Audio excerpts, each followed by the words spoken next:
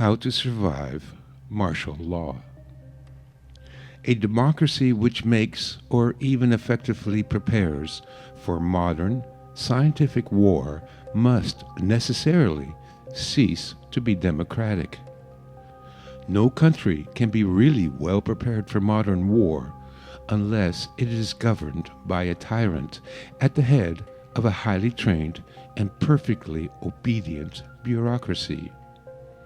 From Aldous Huxley. Martial law, meaning military rule, is a set of rules that are implemented when a nation's military takes control of the administration of justice. Martial law is imposed in response to civil unrest or riots, or during wartime when foreign armies force the nominal administration to go into hiding or exile. Only in the case of foreign occupation is there a justification for having a country's military assume control. In cases of civil unrest and riots, the implementation of martial law is an ill omen, foretelling of tyrannical forces at work within the government. In democratic countries, the government, in theory, exists to provide the greatest common good for the greatest number of people. When large portions of the population become so disenfranchised that they riot, it is a sign that the government has failed. Under most democratic constitutions, a government faced with widespread unrest should resign and call a new election. If instead a government resorts to using the military to control the populace, then it has become a dictatorship by any other name. Regardless the reason for doing so, the declaration of martial law is a serious indicator of a dysfunctional and thus dangerous society. What to expect? The first change to expect is that most, if not all, of your civil or constitutional rights will be suspended. Your freedom of speech, assembly, travel, and right to bear arms are the first to go. Typically, marches, strikes, and public gatherings of more than 3 people will be forbidden. Curfews are likely, as well as various checkpoints set up at which you would need to provide identification. Gun confiscations using the military and police to do house-to-house searches follow. Next, restrictions on power consumption, food, medicine, currency exchange, and livelihood may be enforced. Within hours of a state of emergency being declared, grocery store shelves will be bare because of sudden stockpiling efforts or looting. Electricity and fuel may be rationed. Hoarding, the storing of extra food in your house, may be forbidden, and house-to-house search teams may confiscate food stores. Finally, in worst-case scenarios, whole groups of people will be rounded up at gunpoint and relocated to holding centers or concentration camps.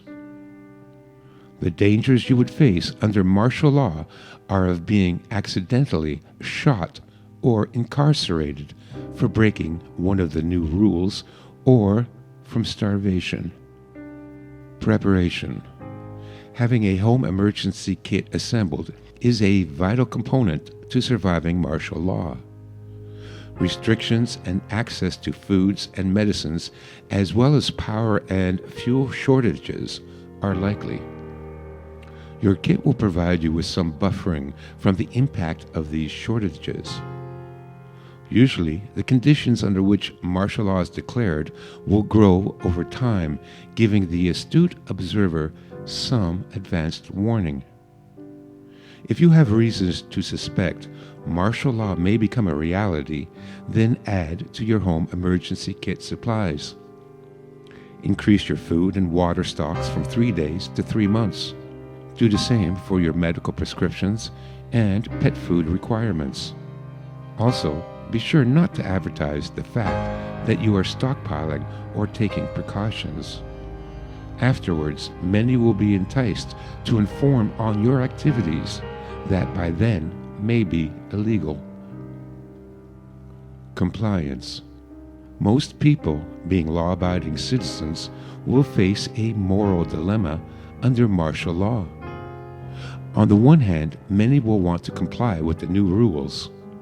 On the other, history has repeatedly shown that during such times of turmoil, governments have readily sacrificed innocent civilians to their agendas. Furthermore, under martial law, it is a certainty that little the government through their official broadcasts says is likely to be true. One must judge carefully whether following government regulations is in the best interests of you and your family. For example, would it be better to comply with travel restrictions or slip off to the family farm or summer cottage and wait until things blow over?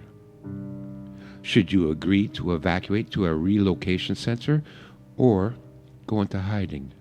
Whatever your decisions are, you must at least outwardly follow all the regulations. Follow official broadcasts regarding rules and curfews. Speak politely to military and other authority figures. Use the gray man strategy of blending into the background and being unnoticed. Carry your identification documents with you wherever you go. Being caught without ID by a patrol or checkpoint can result in detainment and incarceration. Stealth. Keep quiet. Do not talk about your political opinions or actions you are taking to protect your family. A common component to martial law is snitch networks that use fellow citizens to spy on each other and report violations of martial regulations. It is an ugly side of human nature that ordinary people will often betray and inform on their own neighbors and family during dire social conditions. Limit what you say when being questioned by anyone in authority. Follow the same rules for dealing with the police and never volunteer information. Avoid where possible any dealings with the authorities. If you know where street patrols, roadblocks, and surveillance cameras are, avoid going there. Practice social distancing and avoid public gatherings or protests, and limit your travel to only the most necessary trips. It is important during such times to attract as little attention to yourself as possible. Aftermath. If martial law was declared as a result of natural disaster, terrorist attack, or rioting, then it will not last longer than a couple of months, and the best advice is to keep a low profile and wait until normalcy resumes. However, there have been historical incidents of governments declaring martial law and using those powers to deprive its citizens of their freedoms and liberties. In such extremes, you may have to resort to the advice found in Corruption, War, and Escape and Evade.